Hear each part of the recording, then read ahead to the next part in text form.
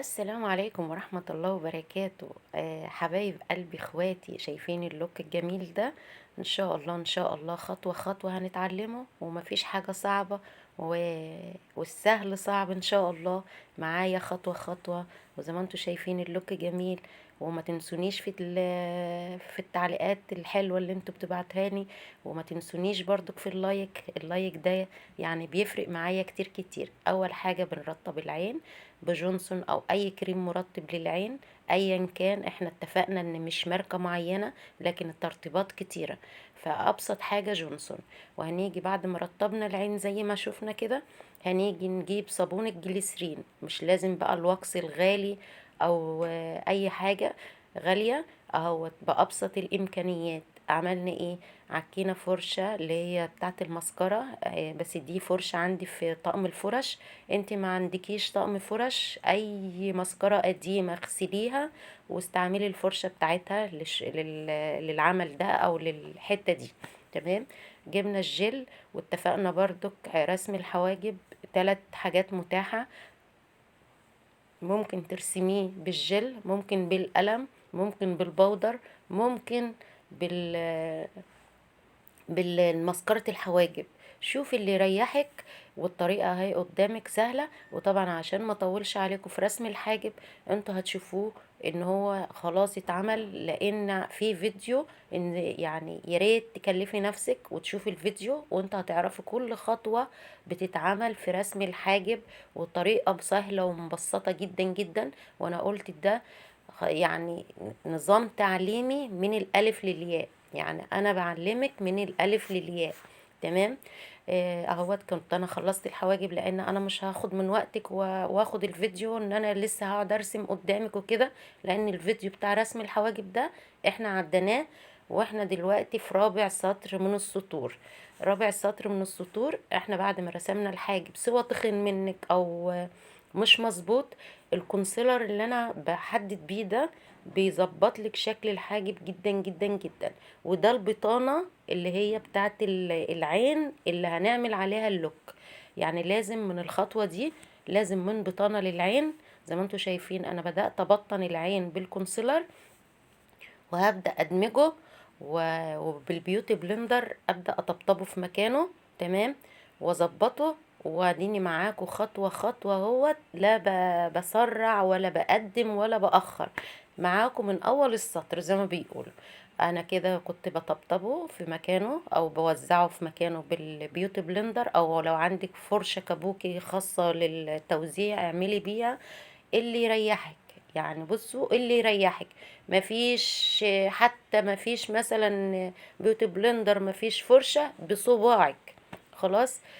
كنت انا بثبت، ولازم قبل خطوة التثبيت دي يبقى في ايدك البيوتي بلندر، علشان لو كان تخطط ولا حاجة من الموديل اللي قدامي مثلا بتفتح بتغمض فممكن يخطط. فلازم تدمجي تاني. وفي لحظة ما انت دمجتي تحطي البودر. خلاص. انا ثبت بالبودر زي ما انتوا شفتوا كده. وهنبدأ بقى تنفيذ اللوك مع بعض واحدة واحدة. وبشاور لكم ده لاين الحاجب. لاين الحاجب اللي هي اللي بيتحط فيه الإضاءة، او الهايلايتر اللي هو المضيء اللي هو بيدي رفعة للحاجب كده وشكل جمالي كده للحاجب من تحت. والحتة اللي تحتها على طول دي عظمة الحاجب او الجفن الثابت. اما الجفن المتحرك اللي هو لما بتحطي صباعك في النص كده وتلاقي العين بتتحرك، هو ده اسمه الجفن المتحرك. اما الحته اللي في النص اسمها كسرة الحاجب، او الكات كريس بتاعه الحاجب. خلاص. والكات كريس هو ده اللوك النهارده. بس هيبقى نص، مش كات كريس كامل. وانا برضك الكات كريس كامل هعمل لكم برضك شرح. تمام. مع بعض واحده واحده اهوت. احنا بناخد الوان انتقاليه. الالوان الانتقاليه بتبقى على عظمة الحاجب او على الجفن الثابت من فوق، اللي هو من تحت لاين الحاجب على طول. تمام. اللي انا وزعت فيه اللون الدافي اللي هو البينك ده. تمام. بنبدأ نوزعه بالفرشة رايح جاي. اهم حاجة الدمج، خدي وقتك في الدمج علشان ما يديش شكل خطوط ويبقى شكله مش تمام. اهم حاجة الدمج. شوفوا الفرشة راحة جاية راحة جاية، ده اسمه دمج. خلاص. واهم حاجة في الدمج اللي هي ايدك تبقى خفيفة، مش تتقلي ايدك. او مثلا تغزي في عين اللي قدامك او في عينك، لا، ايدك تبقى خفيفة بالفرشة وماسكاها من تحت خالص، وتبدأي تروحي وتيجي دواير رايحة جاية. تمام. انا كنت طبعا الالوان الانتقالية كلها الوان فاتحة، لازم تكون الوان فاتحة، مش تيجي مثلا وتبدأي بلون غامق وطب هتدرجي الالوان ازاي؟ فاهمين قصدي؟ فطبعا انا كنت خدت اللون الغامق في مجمع العين من بره، اللي هي الزاوية الخارجية، لان في مجمع عين الداخلي اللي هي من يمة الانف، مجمع العين من ورا، يعني عندك الزاوية قصدي الخارجية، لان مجمع العين اللي قدام، اما الزاوية الخارجية اللي هي ورا اللي كان فيها الفرش. بنختار فرشة اصغر، بنسل شوية عن الفرشة اللي كنا بنعمل بيها اللون الانتقالي، تانية كابوكي كبيرة شوية، فكنت بوزع بيها اللون الانتقالي اللي هو البينك الهادي، لان هو كان في الكشمير اللوك. تمام. وبدأت بالبنسل الصغيرة، وشوفوا شوفوا في الزاوية الخارجية فقط، لغير ما بطلعش باللون الغامق لفوق. تمام. وبالفرشة الدمج اللي هي الأولانية، مجرد ما هدمج هيوزع لي اللون ويديني برضك الغمقان، وزي ما انتوا شايفين كده. تمام. انا والله معاكم واحدة واحدة اهوت، وصريحة وواضحة. وبصوا مفيش حاجة اسمها صعب، الصعب يهون والصعب سهل ان شاء الله. كنت انا خلصت زاوية العين، يمكن الكاميرا مش مبينة جماله، ويمكن انتوا شفتوه في الاول وانه غامقة، الزاوية الخارجية دي غامقة. فطبعا كنت انا بحدد الكات كريس ازاي، بجيب كونسيلر وبحطه على العين المتحركة حتة منها كده، وبطلب من اللي قدامي انها تفتح قوي. فاثناء ما بتفتح قوي بيديلي طبعة عند الكات كريس او الخط اللي هو اللي في النص ما بين الثابت والمتحرك، فبيديني ان دي نهاية الكات كريس. ماشي. فببدأ اوزعه كده نص الكونسيلر، بوزعه من مجمع العين من الداخل، بمشيها على الخط اللي اتعمل فوق، ما بنزيدش عنه ولا نطلع في العين قوي. زي ما انتوا شايفين هي زاوية كده، زاوية من مجمع العين لنص العين في اللي هي المتحرك في النص كده. تمام. وبدأت اجيب اللون الشمر او اللون الجليتر اهوت، وبدأت احطه على الكونسيلر، لان انت بعد ما بتحطي الكونسيلر بتطبطبي عليه بصبعك حاجة بسيطة، لان بتبقى زي مادة كريمية. تمام معايا؟ فهي بقى بتستقبل الجليتر او اللون الشمر، فبيثبت عليها. تمام اهو زي ما انتوا شايفين. وبحب احط اللون الشمر بايدي بجد بجد، يعني بصباعي بيبقى ثابت وبيبقى قوي. لكن طبعا الاي شادو اللي معايا مش ماركة، يعني في الايشادات الماركة بسم الله ما شاء الله، مجرد ما تعملي كده حاجة تانية بتحدفك في حتة تانية. بس طبعا انا على كل واحد على قد امكانياته، وربنا يدينا ويديكم ان شاء الله، اطور من الميك اب بتاعي واجيب الحاجات الاوريجينال العالية شوية وانفذ بيها ان شاء الله. فزي ما انتوا شايفين كده كنت خلصت اللون الشمر اللي هو الجليتر ووزعته، وبنبدأ بقى نرسم ال الايلاينر. بس ده ما كانش ايلاينر، انا كنت واخده من اللي هو اللون الغامق اللي في الزاويه الخارجيه، وبفرشه زي فرشه الحواجب، وبادئه بحدد بيها كده علشان يديني نظافه للوك، وان هو محدد لي الزاويه كده فيها غمقان. فاهمين قصدي؟ اهو زي ما انتوا شايفين الكاميرا بس والله ظالمه اللوك، والله العظيم ظالمه. يمكن التصوير في الاول انتوا شايفين اللوك كان شكله حلو ازاي، وانتوا معايا خطوة خطوة. كنت في الساعة ديت برسم الايلاينر، لان انا دلوقتي شغالة على رسومات العين. فطبعا رسم الايلاينر هيبقى له فيديو لوحده، تركيب الرموش له فيديو لوحده. ان كنت بكمل اللوك وبكمله بالرموش والايلاينر وده وده عشان يبان حلاوة اللوك، يعني مش اكتر. لكن كل حاجة هيبقى لها شرح، وكل حاجة هتبقى قدامكم. اهو كنت انا بركب الرمش، بس كنت كروكي كده، لان علشان ان انا ابين شكل اللوك من فوق. تمام. لكن كل حاجة هتبقى مفسرة، كل حاجة هتبقى واضحة، خطوة خطوة زي ما اتفقنا. يعني الايلاينر، الرموش، ازاي بترسمي العين من تحت، لكن انا كملت قدامكم الشكل الكروكي ده علشان منظر العين لما اجي اصورها تبقى باين جمال اللوك من فوق. تمام.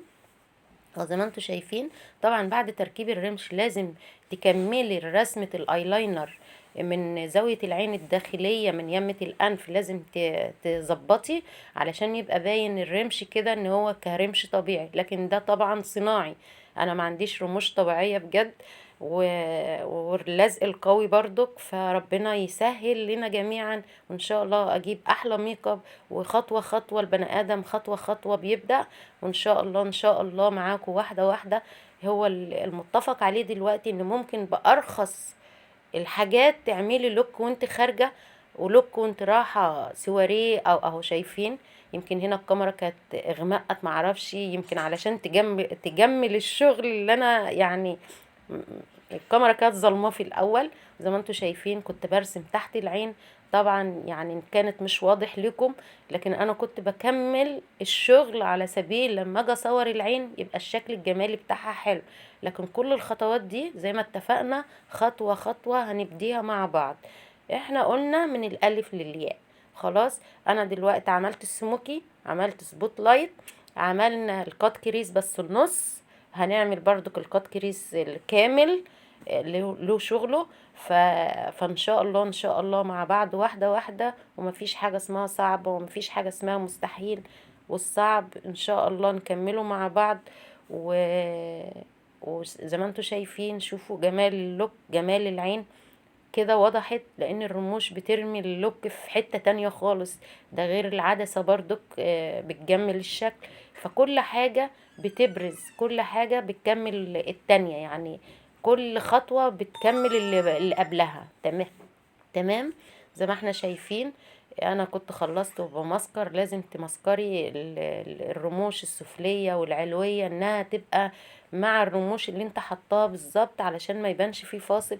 لكن ممكن يكون باين في الصورة ان فيه فاصل، لان انا مش معتمدة، ان اللزق بتاعي مش قوي زي ما انا قلت لكم، لكن مع ذلك ممشيني او عطاني اللوك زي ما انتم شايفين. فالحمد لله، والبني ادم خطوه خطوه، والواحد يعني مش هيطلع السلم مره واحده، وان شاء الله نجيب احلى ميك اب وننفذ معاكم ان شاء الله.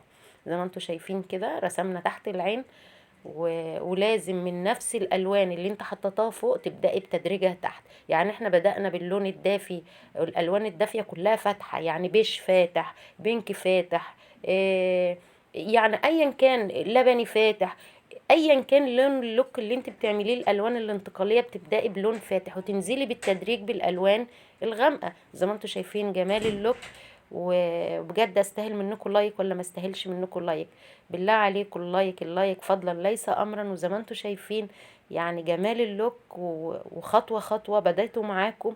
وبالله عليكم اللايك اللايك اللايك، يعني هل انا مستاهلش لايك على الفيديو الجميل ده؟ والله بادئه معاكم واحده واحده من الالف للياء. وزي ما انتم شايفين اللوك جميل اهو، شايفين منظر العين جميل جدا جدا.